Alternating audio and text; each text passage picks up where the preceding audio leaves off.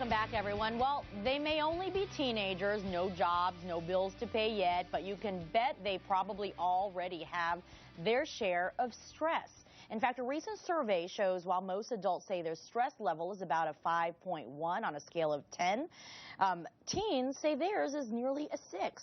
So coming up in the next couple of months, some have finals, then there's prom, there's even stress around the holidays. And we wonder, as parents, of course, what can we do? Because, you know, as most teens will tell you, oh, parents just don't understand.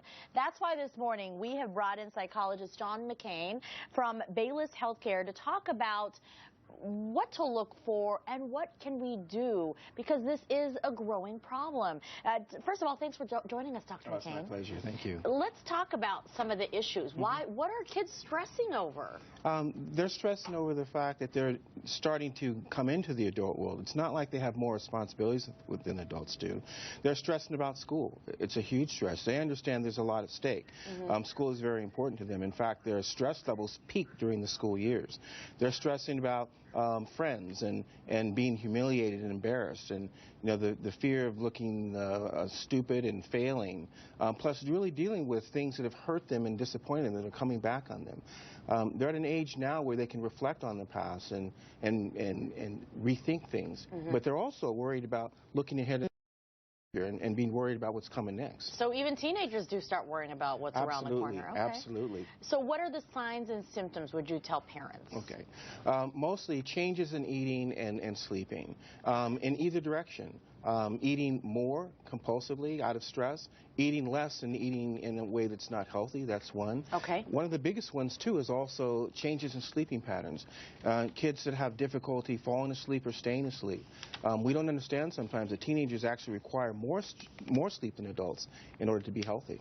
All right, so, I mean, are we talking just different from what they do now necessarily, yes, right? Yes. Because a child or a teenager who sleeps for 10, 12 hours and sleeps in on the weekend, but they normally do that. That's pretty, we've seen teens do that. We certainly have. So what do we do? How are there coping skills that, you know, teens can learn, parents can help them along with? Well, there are, and one of them has to do with another important sign, though, of stress, and that is teenagers are misread as being angry and hostile and having tempers. They're irritable, and they tend to have explosive emotional episodes. And the reality is that they're stressed out and overwhelmed. So part of what needs to happen is we need to understand that our teenagers are really under a lot of pressure. They realize it's a lot at stake. They're new to this emerging world of adult responsibilities, and they understand there is a lot at stake in terms of education and preparing for future employment. So being able to talk to them and understanding and not minimizing the stress, oh, they're just kids. They're facing things that are common to us as adults in the work world, but it's very new to them. That's interesting to hear, because I think most parents, like you say, see them as they're just kids. Yes. They can't be thinking ahead like an adult would, but obviously they do. Great advice. Thank you so much, Dr. McCain. We sure appreciate it. Again, from Bayless Healthcare this morning, giving us some tips on teens and stress. My pleasure. It is a true thing. It's out there. Absolutely. Stay with us, folks. Much